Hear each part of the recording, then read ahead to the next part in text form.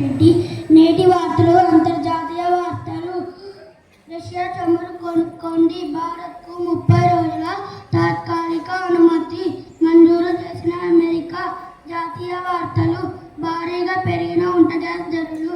ఢిల్లీ దేశంలో వంట గ్యాస్ ధరలు భారీగా పెరిగాయి.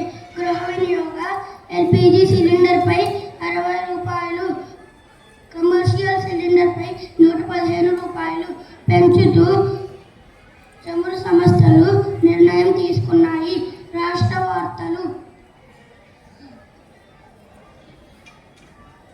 అమరావతి పర్యావరణ అనుమతులు లేకుండా ఖనిజాలు తవ్వేశారు.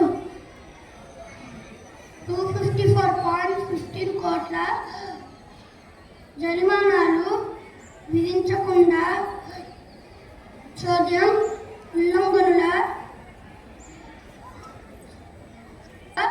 తగ్గించారు. జిల్లా వార్తలు. కంచికచర్ల తహసీల్దార్ కార్యాలయంలోని స్టోర్ రూమ్లో శుక్రవారం భారీ అగ్ని ప్రమాదం. క్రీడా వార్తలు.